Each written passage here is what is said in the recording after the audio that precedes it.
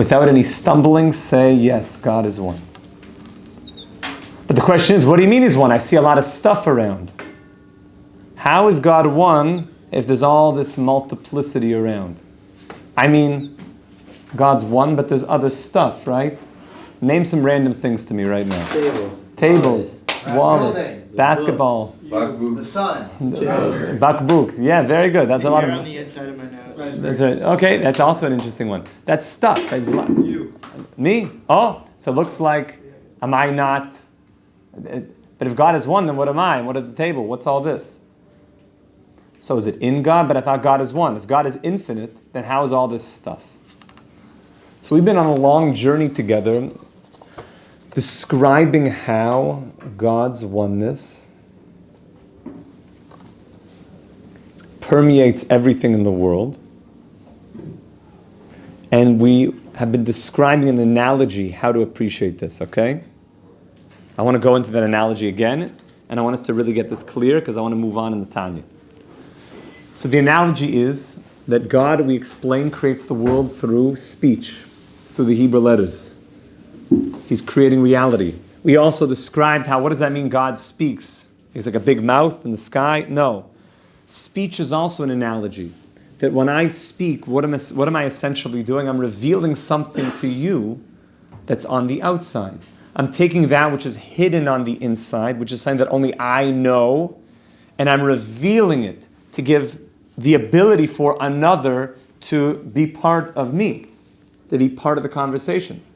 So speech is a mashal, is an analogy for the ability to allow for that which is inside of God to come forth and to be represented and seen in the world, to allow for creation.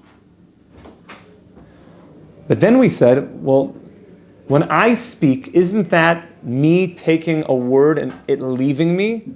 So if God is speaking creation into existence, doesn't that mean that creation is somehow separate from God? Okay. That's the pregame. Now we're going to start. Pick a word, any word. books. Stay fair. Bubble. Okay, we're going with bubble. We're going with bubble. You didn't hear bubble? Yeah, Dylan said bubble. So bubble. Okay, bubble's a nice word. We just got a new bubble bath for my kids. It's very bubbly. Interesting you mentioned that. It's like very geschmack for them. It's like so many bubbles. Yeah, it's good. I brought it back from America. I couldn't find here in Eretz Yisrael some real, like old school bubble bath. It's just like we use the regular shampoos and we get bubbly, but this was like bubble bath. Okay, back to bubble. So bubble, that one word that I say. Okay, my friends, I want you to, this is deep. I hope it's not too early in the morning for anybody. How much power, how much significance does the word bubble have compared to your ability to speak? Nothing. Like nothing, because how much speech can your faculty of speech say? A lot. Seemingly unlimited. Not how many words can you say, but the ability to say words. You have a faculty called speech, which generates words. So one word, if I trace back, where did the word bubble come from? It came from the faculty of speech. The faculty of speech, we could say unlimited words, compared to, if I trace back bubble, where do you see the word bubble in the ability to speak? It kind of dissolves its independence. Let's trace it back. Where does your faculty of speech get its power from? The faculty of thought. The faculty of thought, which is even more sublime, which is even less defined, and has the ability to think unlimited thoughts. So how much independence does the word bubble have compared to the ability to speak? Nothing, basically. But then I trace it back to the ability to think, where speech comes from. Bubble has no existence there, basically. But then I trace that back to where does my thought come from? You know where the thought comes from? Called your pre-psychic powers, your neshama. In that place, It's total unity.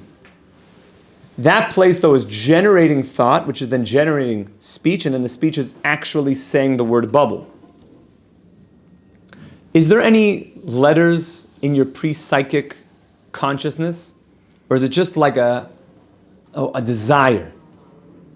It's a desire. It's so much one with you that it's completely unified. It's so deeply unified within you. So this is what the Balatanya is saying. I'm reading the words now. Aval eser bechinas chabad chagat nehim. When it comes to the 10 spheres, the 10 powers that make up your soul, hein shoyrish makora machshava, which is where your thoughts come from. Ve'ein behem bechinas oisias hadayin. Your soul does not yet have any letters there. Your soul is just pure kind of will in a very deeply bonded, integrated place with you. Even before you start thinking of something, look what he says. Lamashal. For example, let's make this closer to home, my friends. I told you, it's a bit early in the morning for this. We're all good.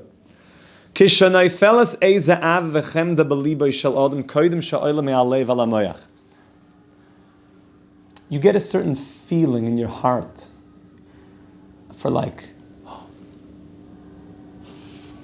steak.